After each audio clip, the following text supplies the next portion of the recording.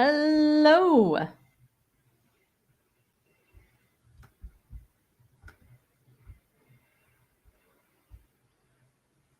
Hello, hello. Everyone is out there. I hope you can see me and hear me. Go ahead and enter your names and let me see that you're here. I am just checking all of our screens. Want to welcome everyone. Oh, wow. Okay, we've already got England checking in. Texas from the south, Gloucestershire? Gloucester? Not sure on that one. Texas, Nebraska, just in Nebraska. There was some horrible weather out there a couple weeks ago, and that big old blizzard and storm was catching us really bad there. So stay warm. And then when I left in Kansas, it was 90. So heck, who knows? Hello, everyone out there. We've got Seattle and Maine and San Antonio and San Jose, California. We have Wales, Indiana, Seattle, Jersey, northern North Jersey, Gloucestershire. Wow, it's coming in fast now. I don't know if I can keep up. South Carolina. This is so good. Mitch, hello. Deborah from Beziers, France. All right. And New York, West Virginia, England, Godalming. I'm sure I've just massacred that. I am so sorry. Keep telling us. We got Lincolnshire coming in. I'm just going to let you all come in and say hello. And I want to thank you so much for joining us today. This is part of the How to Self-Edit Step by Step. I've done quite a few of Eventbrite series here, and I just want to continue on this. It seems that self-editing is something that people are getting more and more interested in as they're having more and more success publishing. And as a professional editor, it really behooves us to get you to a point where you understand what we're talking about and also allow you to better prepare. So again, thank you for joining us today. Today, we're going to talk about how to self-edit step by step. Just lay in your names there. We've got a lot of people coming in, more from Mexico and Canada, South Africa. Jupiter, Florida. Used to live down there myself. Love that area. And again, just keep saying hello. And if you have any questions or comments during this, I will try to be as interactive as possible in the system which we have. So if you enter any of your questions, I'll try to answer them as we go along. And today we'll be talking about how to self-edit step by step.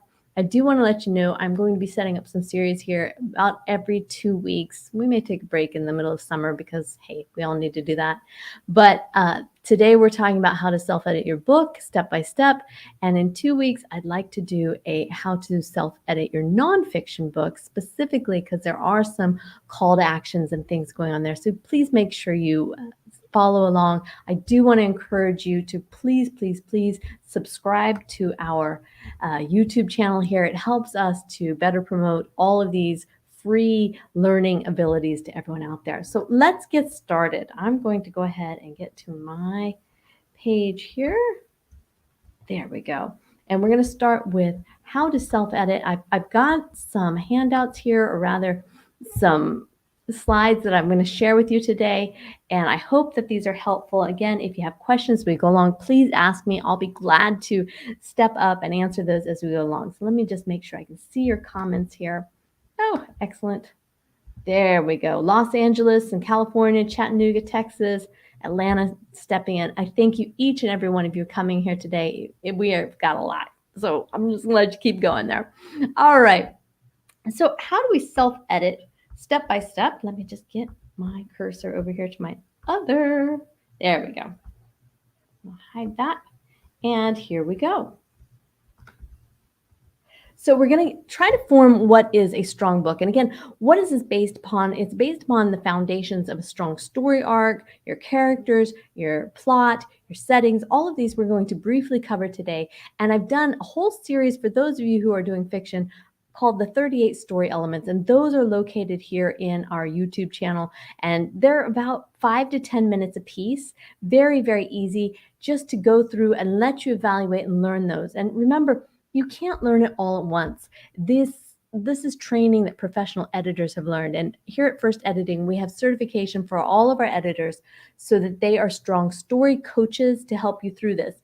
But of course, the more you edit, the more you write, the better you become. And it is interactive there. So we want to talk about this so that when you are not doing your writing, you want to do editing separately, then it is ideal for you to switch your little brain set and go into the editing mode. And we're going to cover all the areas that you need to do. So strong stories come from self-editing knowledge and skills, which we're sharing today. And then, of course, when you're done, when you've proceeded as far as you can, feel free to reach out for a certified story coach editor so they can help you. And I'm including today, we have a free editing book. You can download this directly from our website. And of course, we can mail it to you. Just let us know where and then. And we'll be following all this up. We have some people coming in from Bangladesh. Wow, we're really getting out there today. All right, so and I did want to mention again the 38 story elements that we have, our video series. Feel free to look at that. So editing is not really a sequential step by step. There is a beginning and there is an end, but what happens in the middle can be web-like. It can be a dance. It's a cha-cha. It's 2 steps forward, 1 step back. It's all happening there. So you're going to use different editing techniques, you're going to use different editing tools, and you might reach out to different professionals, different experts in the fields to help you with this. And this just kind of shows you. So you start with the editing, then you go into the self-editing, and you may do that with different online tools. And then you're going to go into, once you've done that, you've done your self-editing at a developmental structural level, then you want to do your last, copy edit using, ProWriting Aid is a great one to use there. And then you're going to move into using your professional editors back and forth until you finally work your way out of the spiral and you start self-editing. So again, check out the 38 story elements. We're going to do this in a compact form today and help you with that. So story formatting for structural editing, or what we like to refer to as developmental editing, is first, you really need to start at the very basics. And if you haven't done this, you need to identify each chapter, and not even the chapters, but each scene within all of those. So you need to format consistently. That means each chapter needs to have the beginning. It needs to say chapter 1, chapter 2. Don't change from numerical to the letters. You need to make sure that they're exactly the same. You're also going to set off the scenes in using these different ways. So you're going to insert the scene breaks, and that is standard procedure. If you've not yet done this, you need to do this. I know it's a lot, but you're going to have to do it anyway. So do it now, and it's going to help you edit. So as we go through this, the other thing that I really encourage everyone to do at the beginning, not after your book. Quite often people write the book, read the book, go through it, edit it, and then write their blurb. You need to be able to identify your blurb, your promise to your readers now. Because what this does for you is it helps you to really clarify what you're trying to accomplish, what you're trying to convey, not only to yourself, but if you send this to your editor when they're doing the editing, it really helps us to say, yes, you achieved that, no, you didn't, or this is how to make sure that you improve upon that. And it really, really helps. So basically, it's your promise. It's kind of, for those of you who are in business, your elevator pitch to your readers, the quickest, shortest way to get them enticed to read your book without giving away don't give away any spoilers or things like that, but let us know what's going to happen.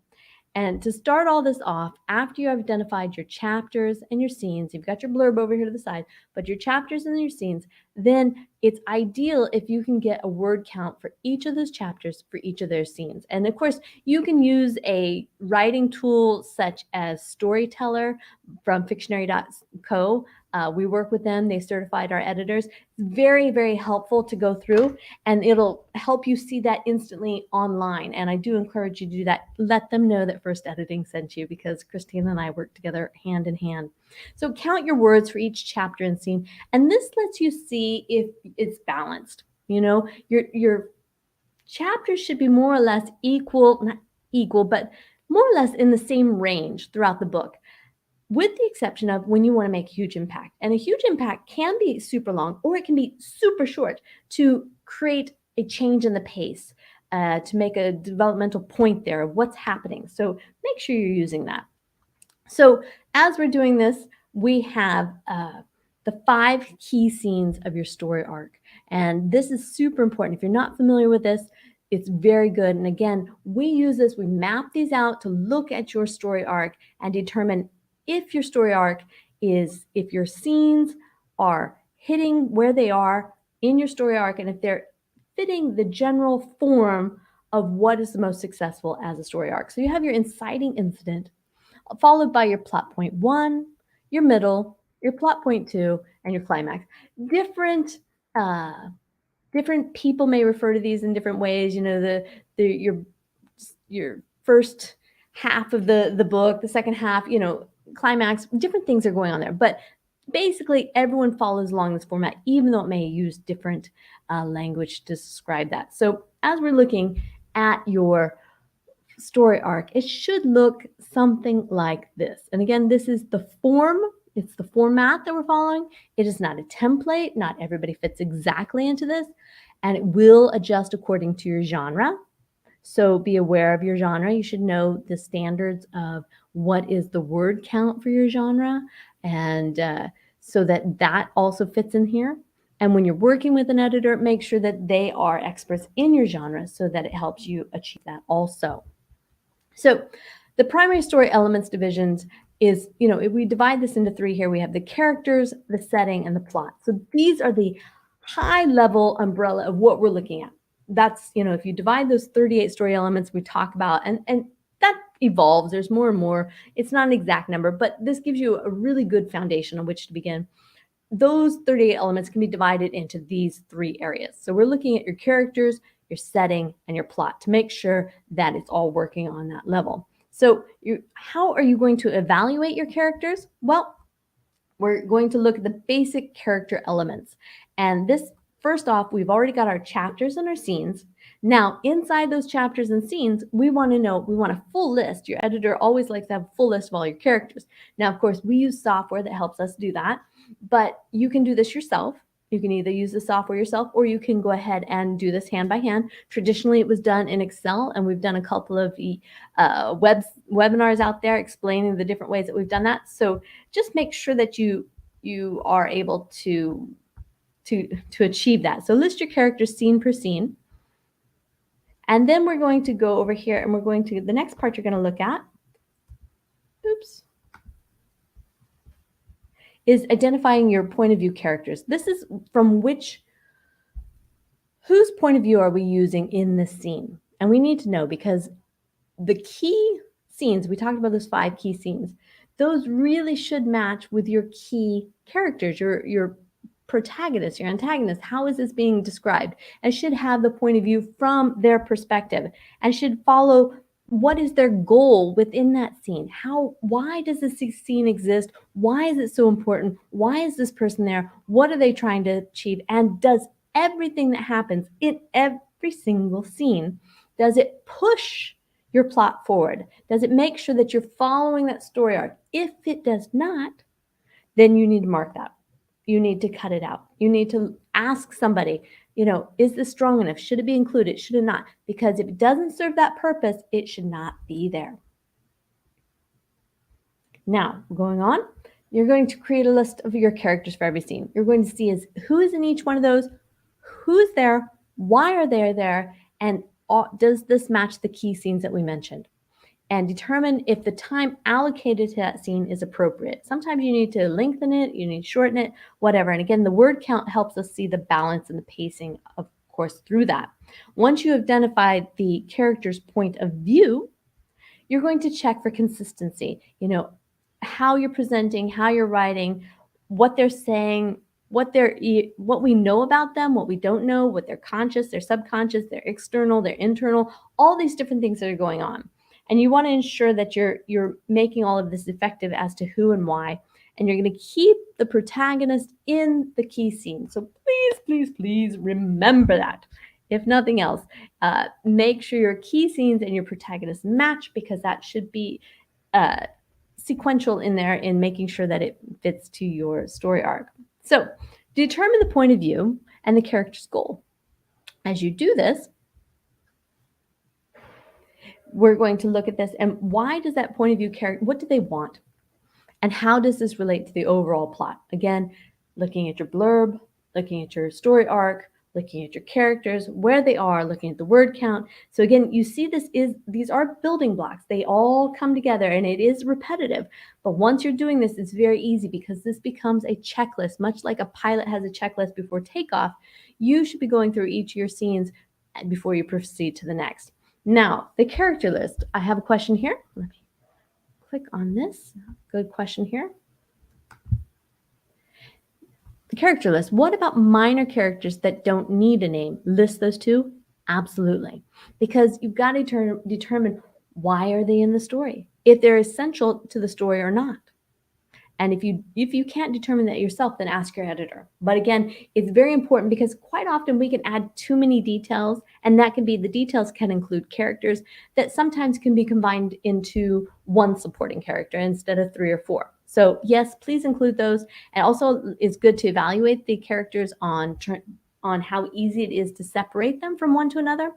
For example, if everyone in your story is Steve and Sharon and Sam and all these different people, they're all beginning with the letter S. This seems simple enough, but as a reader, this may be confusing to them, and such simple little details may detract from achieving your story. So again, just be aware of that.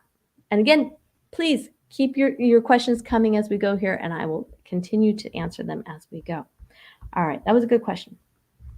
And you want to make sure that everything relates to the overall plot. That includes those minor characters, and that's why we're referring to that. Okay? So these goals must drive the scene and the story forward at all times. Another good question coming in here. And I'm going to go ahead and take these as we go, folks. So please feel free. I'll answer them as best I can with what I have. So what if you have several plot lines below the main plot? Yes, we want to know those plot lines. But again, include the information that's necessary to your editor, and they'll be able to evaluate if you're achieving what you think you're achieving. Of course, there are subplots included in many of the books, but they should be supporting that overall plot, the overall blurb. And so make sure that they interweave nice and neat there. Thank you for asking that question, Philip. All right, moving along. Da-da-da. All right. So you're going to have advanced character elements, and I just want to include these. We can't go into detail because there is a huge list here, but I will include them, and I do encourage you, subscribe to the channel here. Check out our 38 story elements. They're all listed out, and we can also send you an email if you'd like to go through them series that'll help you break it down as you go. So you want to look at your point of view characters' internal goals, because their external goals are just as important, but what's their internal, and do we know that? Assess your character's goals and how they relate to the overall plot. Make sure that you also have the idea planted, or or your readers are suspecting or guessing what happens if these goals fail. What are the consequences? What's at stake here? Why is it so important? And sometimes let them fail. If we have happy-go-lucky and everybody achieves their goals all the time, the story becomes quite boring and not as successful as we think it may be. So add those minor but very essential details, and then once in a while, switch it up. Let us see something else happen. Identify how this impacts your point of view character. Always make it quite obvious that this is important and why. And then make sure it also shows how it impacts your protagonist. That is your point of view character in most of these, by the way. And decide what the point of view knowledge is gained. So when we have a certain scene told from the point of view of that character, there must be a reason that is told from their perspective as opposed to another's. And what do we gain by having that perspective? Depending upon what you're writing, it may keep some things hidden. In other ways, it gives you insight into their internal motivations or their real personality. So let us know and use that creatively as we go through. Are we sending out a replay of this? Is a question I've just received. Yes, we are. We will be sending out a replay. So again, no worries there. Moving along. And then, of course, ascertain if your character's in motion. You need to keep them moving forward, and there are different ways to address this as we go, but please make sure that we're looking at all of these. So how do we evaluate your settings? Your settings are basically everything from your locations, dates, and times. It can be the objects that we've talked about within each scene. Every object that you mention and describe, make sure that it's essential. It provides to the overall story. It creates the story and engages your reader, does not distract them, and don't put shiny objects in there just because you're really good at describing it, but give it a purpose for existing. Remember to include the sights, sounds, smells, taste, touch, all of those different sensories that are going on there. And then, of course, the overall emotional impact. How is this working for you? How is that going forward? With the location of the date and time, how are you using these? Do we need to know this? Is it sequential? Are we having flashbacks? Are we looking forward? Make sure that you're evaluating that. And are these elements moving the scenes forward one by one? Please make sure that they are. And this is what we're evaluating as editors. We're looking at this, even these small details, every single scene. We're looking at these 38 story elements to make sure that it's moving your overall plot forward. When the objects that, again, I mentioned, are they being used effectively? Do you know how to insert this object and why is it there? Make sure that you're using your magic. And then if it doesn't have a purpose, make sure that you're just removing it for simplicity to keep it going. We mentioned the five senses. Smell does trigger a lot of memories, maybe not for all of us, but it's very important to put this in because it takes our readers to another place, and it's something very personal. They'll have a unique attachment to it. Use the hearing and feeling within the scenes. Don't just tell us, but show us and let us experience this from the sights and sounds that we're familiar with. And then increase the tension and develop the character. Again, this is what we're doing with the five senses. We're really getting everyone involved to make sure it's happening. So engage your readers using these techniques. And we keep a little checklist. We go through these again and again and again. Have you sight, sound, smell, taste, touch? Have you used the weather? Have you used the location, the date, the time? How is this impacting your character? How does this heighten the scene? If you have conflict and you put them into a setting in which they can't escape, that makes it more exciting. So make sure that you use these to your advantage to drive your plot line forward and to engage your readers, because you are writing for your readers, not for yourself. Even though you feel like it, I know you feel like you're writing for yourself, but overall, everything that we include within our story is to engage our readers and to keep them involved. So all of this impacts our emotions of the scene. So you want to have an impact on your readers, absolutely, and on your characters because they're in the story, and keep them involved. So use these small techniques for your advantage. Now, we have advanced setting techniques, advanced setting elements, we call them. So you can do a split location to create some interest there. You can use the weather to impact the mood, as I mentioned. So those are very important. Now we've gone characters and plot, or characters and settings. Now onto the plot, our third division of our overall 38 story elements. And again, there is a longer version here. So if you subscribe to our YouTube channel, make sure that you understand what's going on there. And let me get rid of this banner. It might be annoying too.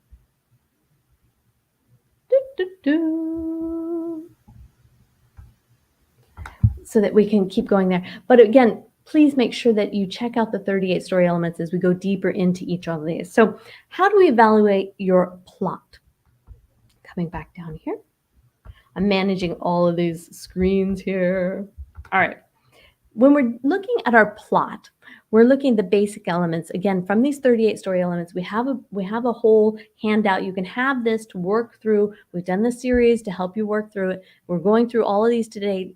But this is what a professional editor looks at when they're evaluating your story.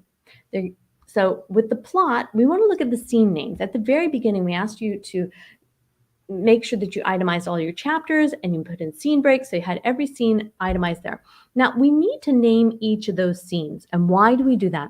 We name the scenes so that we can quickly see the overall storyline. It helps us to evaluate this scene is here, but maybe we can move it there. Helps us to make sure that developmentally it's going forward, that structurally we can change it as we need to, and put all of that content into a way that helps drive your plot line forward and get ahead into the game. So the plot also involves your story arc, the purpose of each scene, making sure that it has a purpose, the characters involved have this purpose, all the items, the objects in the setting have a purpose. It's all included. And then when you look at each of these plots, each scene should have an opening type, and these can vary from active to a thought and various ways of that, and the closing type. You don't want to have every scene start in the same manner. You don't want to close out every scene in the same manner. You need to vary these. It sounds, sometimes these are things we don't think about, but subconsciously our readers are picking up on this and they have certain expectations. And your job when you're writing within that genre is to meet their expectations and deliver on not only the genre expectations, but also the blurb that you have provided. We have anchors that we're including in all of these, the entry hooks, and of course, the exit hooks. How are we dealing with each of these as we go? So when you name each scene, this is going to determine your scene's purpose. And again, only include scenes that have purpose, either to the main plot line or to those subplots that we talked about. We're going to allow you to quickly find the key scenes and view the story arc overall. You should see the overall story happening within the titles or the descriptive names of each scene that you have listed there. It will help your editor, and it will help yourself when you're evaluating the overall progression of your story arc. When you outline your story arc, you're doing this to keep your readers engaged. It's a form which has been proven from time beginning to be effective. And are you following it? Well, we'll take a look at that and we'll find out.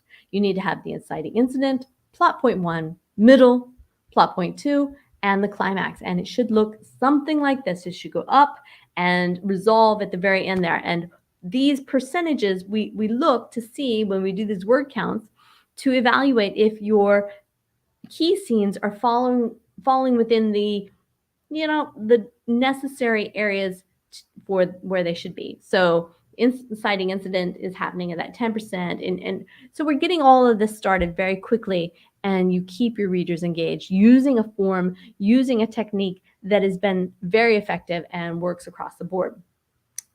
So determine the purpose of each scene. Why is it included? Why does it exist?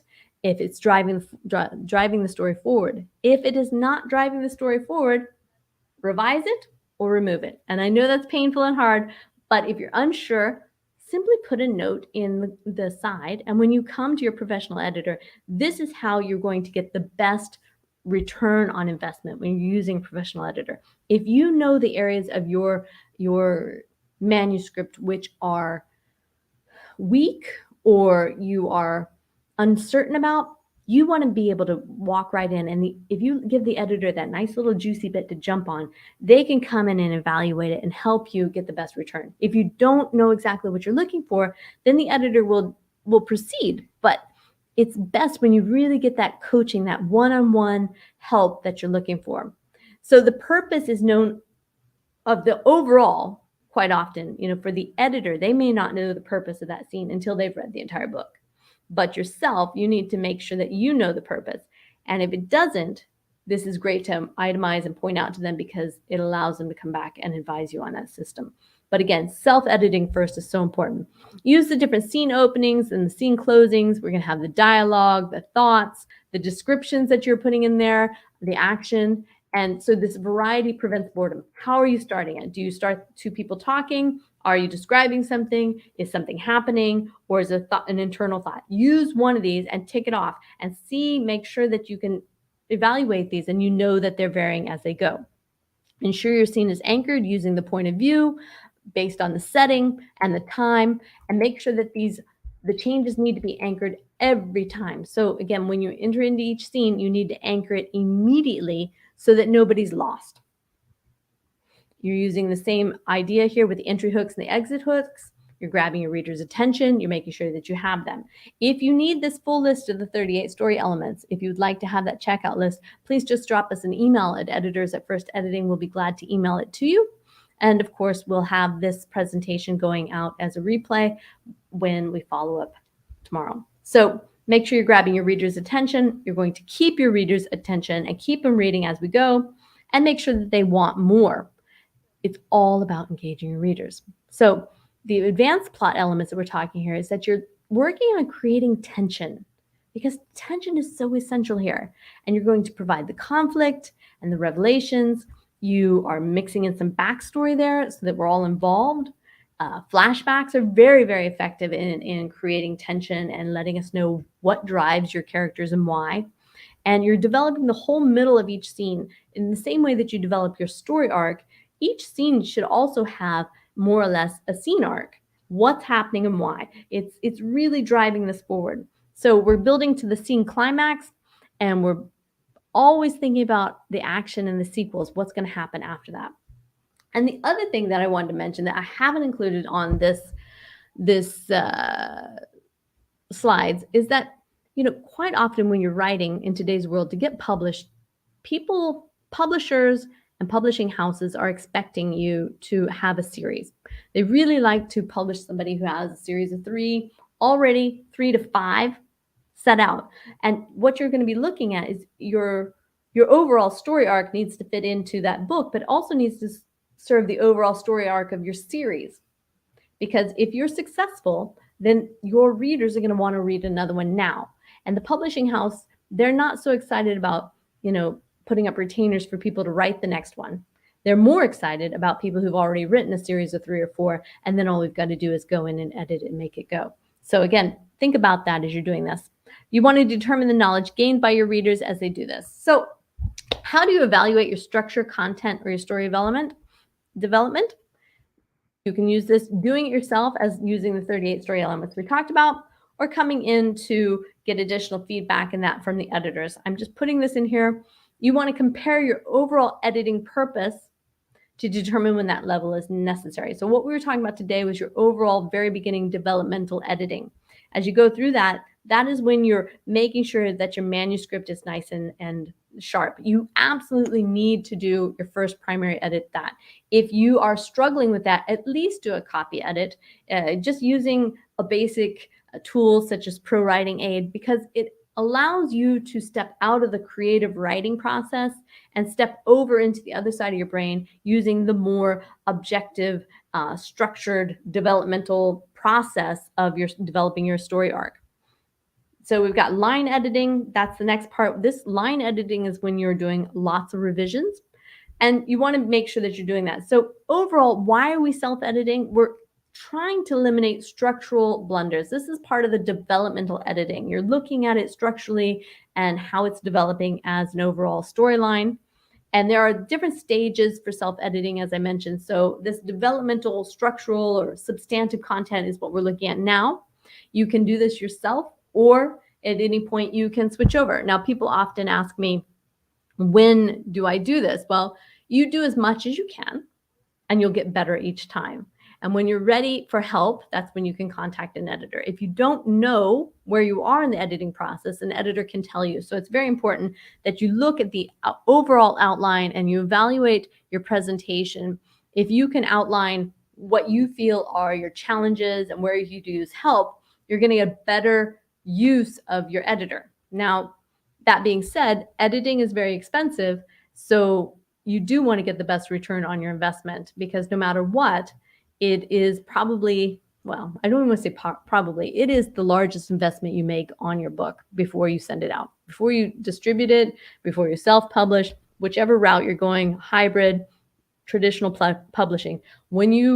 Before you send that in, you need to have it edited. If you are able to do a lot of the developmental structural editing, and when you hand it to your editor and they evaluate it, they say, hey, you're ready to write for line edit. Let's close this out and get it done. Congratulations. That's where you want to be. Most people don't achieve that in the first round. So you can work with the developmental editor from out of the gate, or you can move on to the line editing. Copy editing, just to be sure that we are talking in the same terms here.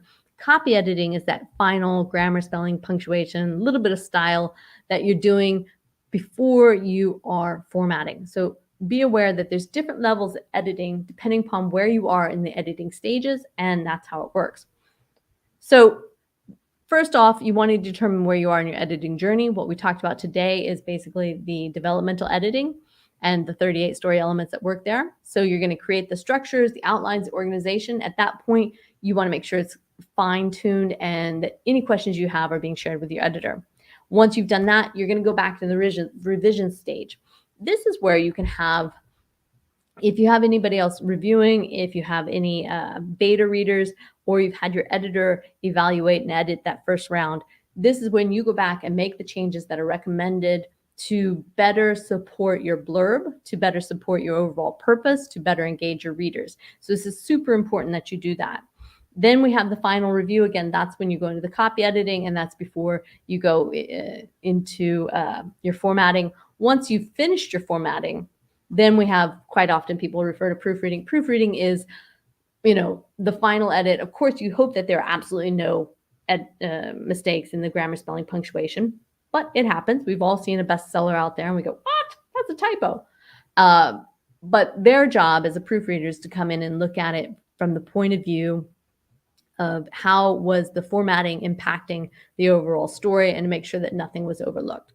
So that is your proofreader. Again, it is from beginning to end a spiral, so it's not necessarily one or the other. Let me see, I've got a couple of comments here. Make sure if I've got any questions I need to answer.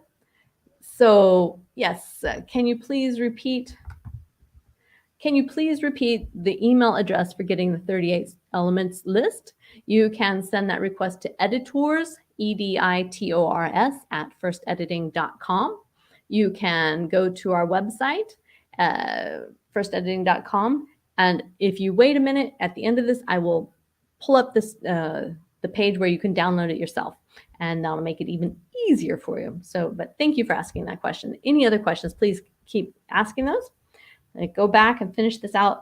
This handout will be sent, and those of you who have attended, you'll be able to look at this and then ask us any questions. So overall, you do want to remember to compare the purpose of each stage to determine what is necessary. You have the developmental, structural, content editing, if you need line editing or copy editing. So here's outlining just what are developmental editors. This is the type of self-editing that we've discussed today. I'm showing you what a developmental editor does so that you can do it yourself prior to bringing it in. You do not have to do it all. If you get stuck, you can call an editor at any time. Some people are big do-it-yourselfers. You do as much as you can and you learn, and that's really great. And I encourage everyone to do that if you have the time and energy for that. Then there are those of us who are a little bit more relaxed and would like somebody to do it for us because we're paying the big money anyhow, and we want to do as little as possible. That is possible. I would proudly say that at First Editing, our editors do really go above and beyond all the other editing companies out there. We are the first certified editing company in the world with a full team of developmental story editors. So please feel free to send us your documents. We'll take a quick look and to let you know exactly where you are. And here we have somebody making a comment. I do want to share this on our screen because that is a very good response there. You want to make sure that your final editor actually knows what they're doing, of course. That's why we're talking about professional editing, and I'm kind of trying to give you behind the scenes, step-by-step what we do.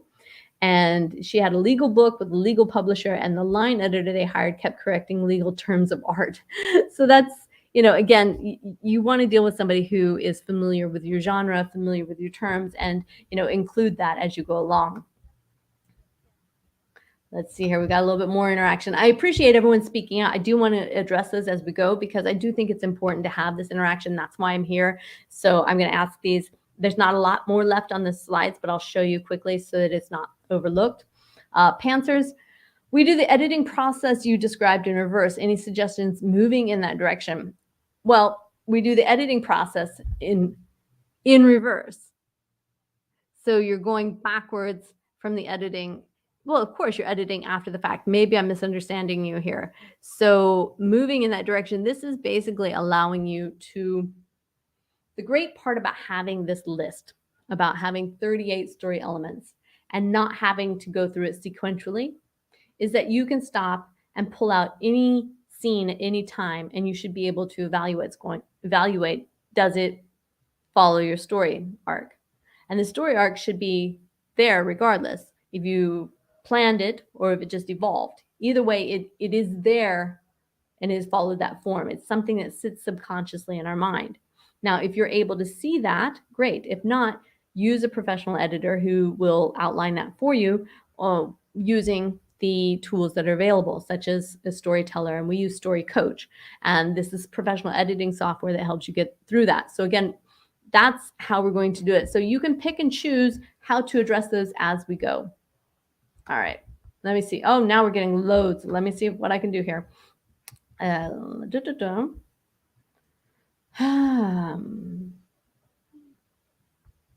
Blue letters on screen is blurred. Black would be clear. Story arc was not readable.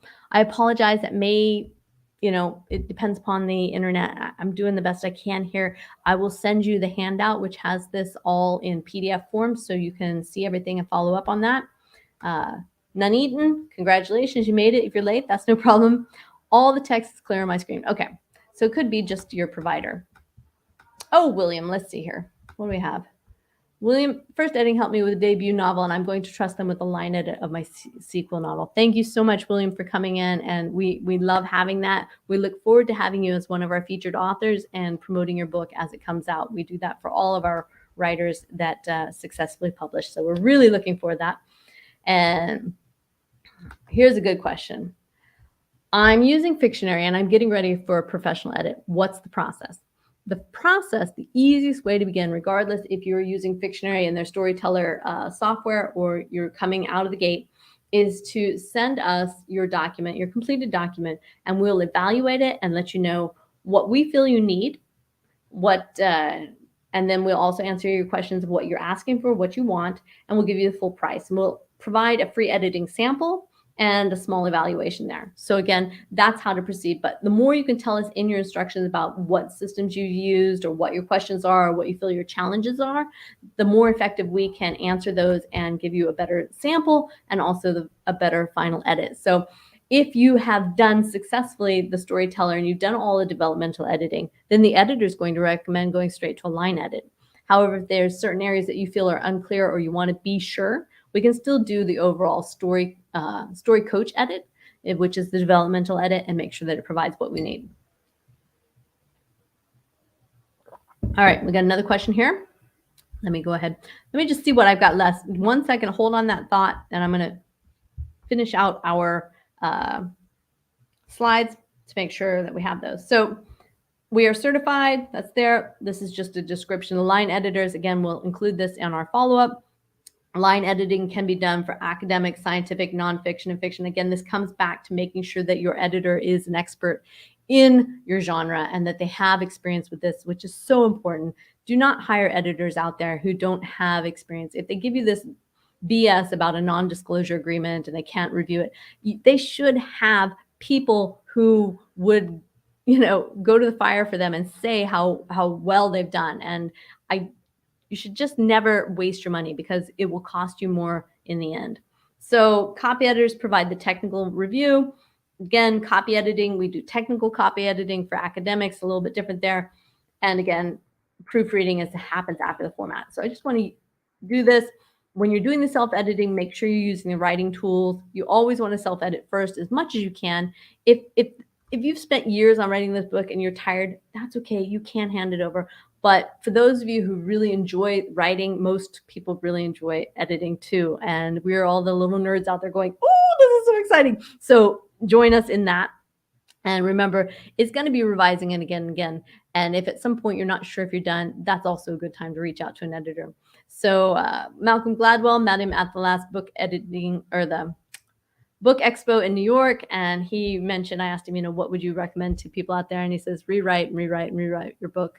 It's never done. And he's got many books to say it proudly of. So the story elements are going to help you evaluate, and then what you need is going to help you discover how to fully engage your readers, and you're going to learn how to apply these self-editing techniques. After you've done your second, third, fourth book, then you've really got this, and you should be, easily going straight to a line edit. But at the beginning, it can be difficult.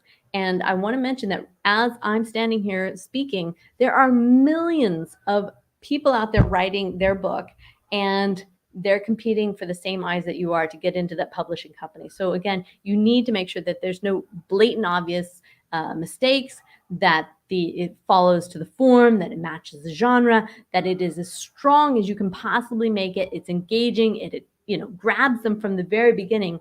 to make sure that it's happening there. And I'm going to get to your questions here. Please hold with me 1 second. Decide where you are in your editing journey and learn to master your, become that master wordsmith as we all desire. So if you want more on each of these series, there's 38. Subscribe to our YouTube channel here, and that'll help you. And there is a lot more information after this, but I'm just going to cut out of that and come back to me and answer your questions here. We've got quite a few, so I don't want to leave those undone.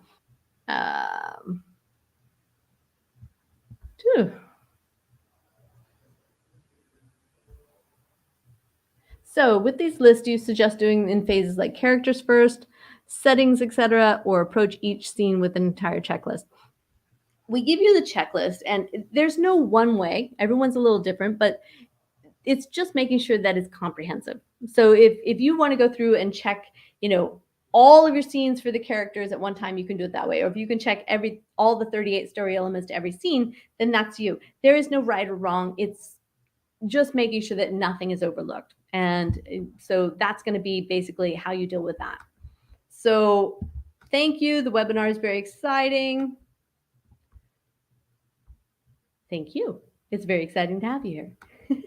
Would you accept a Scrivener file? Ideally, you can go out of Scrivener, and we're not going to work inside of Scrivener. You should be at the point that you can pass that along. So you do want to give us a Word, but do what you need to do. Come to us, and we'll do the best we can. So let's see here. Our next one, recommend best style guide used by editors. Had editor disagree with my style choice?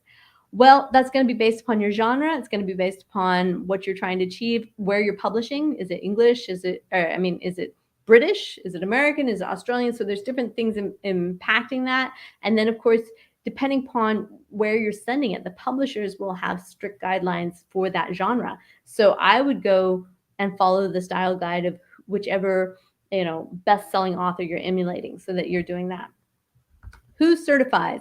I'm assuming that the question is who certified first editing for the certification of story coach. That is independent, and that is Fictionary, fictionary.co. They have an unbelievable state-of-the-art new process for editing, and we thought, wow, this is really going to change the editing world. So we jumped on and we asked them to certify all of our editors, and it's doing very, very well. It really, artificial intelligence and software is taking editing to a new level. And anytime there's a great new tool out there, if it helps you to be better, I encourage you to use it. So when I saw this, I knew it would help my editors be more comprehensive and objective in their editing, because editing is so much subjective. As Kent just mentioned there, which style guide, you have an opinion, they have an opinion. There's varieties there. But when it comes to making sure that you have followed the form of the story arc, when it comes to following that, making sure that you have differentiated how you enter and exit each scene, how you use objects, having these kind of processes makes us better, and it makes you a better author. So that is who certified is, fictionary.co. Oh, we've got more comments coming in. All right, I'm going to do this, and then we're going to wrap this up. And guys, remember that you can always send in your documents to editors at firstediting.com. We'll provide a free editing sample. We look forward to helping you with that. Any of your questions, please include them. And we provide a free editing sample that does recommendations, and we'll show you where you are in the editing process, is what your writing actually needs, and then how much it will cost. And we are highly competitive, so I know that we're knocking it out of the park there. Next question: should you have all for your front and back? Should you have everything for your should you have everything of your front and back matter together when submitting to an editor? I'm assuming your book jacket cover. That's not necessary. You do need your blurb. You do need to have an idea. The more you can include, the better, but not totally necessary at that point. Let's see here. I've written mostly nonfiction for years. I found this webinar both informative and well done. Well, thank you, Marcia. And we're going to do a nonfiction editing in 2 weeks. And I'm going to go into the key sections of nonfiction, because that is a little different, as you know, has a different purpose and a different going on. But if you're doing narrative nonfiction, this all applies absolutely. And I appreciate you stopping in and sharing your comments with us. So I use an Excel document for my checklist to list scenes and characters and plot points. Is this too unprofessional? Absolutely not. You may be familiar with the story grid and many others that have been using Excel sheets. That's where we all started. And if you're comfortable with that, some people are using, Post-it notes and all kinds of different ways. Whatever works for you.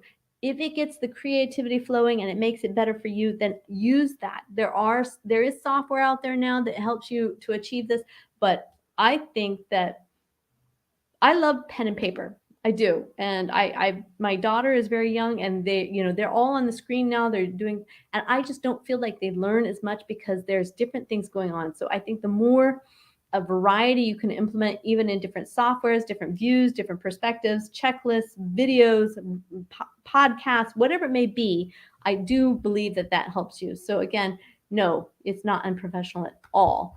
And you should do what works for you. So I hope this is all of your questions. If there's any more questions, please throw those up. I do know that there is a delay. I want to mention that please sign up and make sure that you subscribe. It really is the best thing you can do for us to subscribe and make sure that you're part of our YouTube channel. We love being here. We love helping you with all the different things that we're doing. And I think the better self-editing we have, the better relationship you have with your editor, because you can discuss clearly and understand what they're referring to when there are errors that are struggling. And I think that that's really helpful. So again, please make sure that you continue on not only your writing journey, but your self-editing journey. You will become a better writer, and we all are better. And it just pushes the whole community forward. So thank you so much for joining us. Check over to firstediting.com. If you give me a moment, I'm going to leave this live and I will send we have a download for the 38 story elements, and I'll show you the page where you can get that. I don't know why I didn't think about that before. And then you can download it directly from our website. You can also send us an email at editors@firstediting.com. If you send us your phone number, we have live people who will give you a call and talk about what you're looking at, what you're doing. We love having this kind of community, this type of interaction, and really engaging you. We are humans who are just as invested in your book and your success, because when you succeed, we succeed, and it makes everyone better for it. So thank you so much. The handout will be this slide project, and it will be included and it will be emailed. And I hope that if you have any requests for specific types of knowledge, please let us know. I would be glad to set up some more Eventbrite live webcasts here and webinars, and we'll get you all involved. So as I see this is wrapping up, let me find that email for you, that website for you. Let's see here. On our website, and here it is. I'll just pull this up and I'll post it right here. Oh, come on. Here is where you can download it yourself. That is the edit your story elements. It just basically has you send, so that we have your email, and then you have that on that same page, I believe. Let me check here. Should have all the different 38 story elements, so you can watch the videos. They're all embedded on our site, or you can watch them here in YouTube. So again, thank you so much. There's a little bit of a description on each of those. It's very short. It's hard to give you so much information in such a short time, but I feel like today was a success. Thank you so much. Feel free to drop us an email. Feel free to send us your manuscript for a free editing sample. We will return that within 24 hours, a professional edited sample of your manuscript that will let you know what you need and what you want, or what you're requesting based upon your instructions and your questions, and of course how much that would cost and when it could be delivered. I encourage you, when you're looking for editors, to make sure that you know exactly there are certain things to look at when you are evaluating an editor. So let me just pop over here and I will show that to you right quick as we wrap this up. And those of you who need to leave, I appreciate you coming here, and it was so wonderful meeting you. If you want to stick around for just a couple more minutes, I want to be done with this at the top of the hour. Then I can show you. Let's see here. So basically, don't trust your mom or your teacher or your friends. What do you want from a professional editor or the editor? They will have certifications, training, and extensive experience. And again, this is after you've done your self-editing. They'll be able to show you their work. So you should be able to try before you buy. And if they give you the non-disclosure agreement, oh, I can't put my name on it, buyer beware. I just don't believe that. They should have references. We put them all online. We have thousands of testimonials, and we have all the editors have hundreds and hundreds of published authors who have achieved it, both hybrid and self-publishing and traditional publishing. So make sure that when you're speaking with your editor that you confirm specifically what level of editing that you want, be it the developmental, the line, or the content or copy editing. If you don't understand those, you can check those out on our website. The editor will respond and tell you what you need and provide no less than that. If you ask for a copy edit, but you need a developmental edit, I'm sorry, you'll have to go find somebody else, because giving you less than what you need would make us look bad and would make you angry, because the price difference, the price is based upon what you need, not upon what little bit we can do to say it's good enough. We don't want it to be good enough. We want it to be great, and we want you to succeed and know that you got the best for what you've done. So determine your editing price up front with your editors. If you don't come to us, please make sure that you have a firm price quote, because it can go on forever. And if it's, if they're getting paid by the hour, it'll take much longer, I'm sure.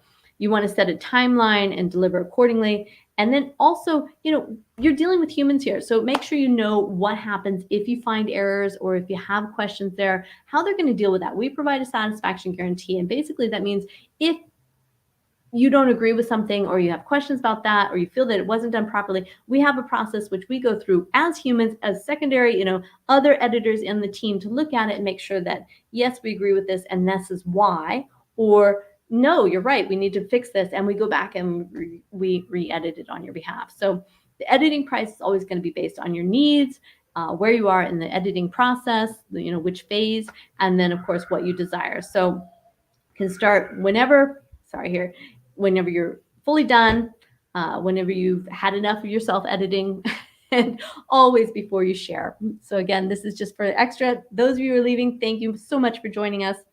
The editing services that you need, they're going to be based upon your status of your manuscript. Is it ready to be shared publicly or no? Is it still outlining? Are you still creative? Do we still have developmental issues that are unresolved? Then we're going to let you know. What are your needs in the writing? What does your syntax look at? Your grammar, your spelling, your punctuation. What is your style? How is it being developed there? How are we looking at different things? And what are your goals? Are you going to self-edit? Are you going to publish? Are you approaching a publishing house? Let us know. This will affect how it's done. And then, of course, what does your editor recommend overall to achieve the goals that you have? So make sure you get some free help before hiring a professional editor. There's all kinds of online tools. And again, there's not one size fits all. Some tools you'll love, some tools you'll hate. Just choose what works for you. Do not get caught up in the I have to use it all, because that's just going to overwhelm you. But get into groups and beta readers. I do say this to be careful, because everybody has an opinion. Make sure that you are listening to the opinions of people you respect. And then, of course, books, blogs, and courses such as the Self-Editing School are always helpful.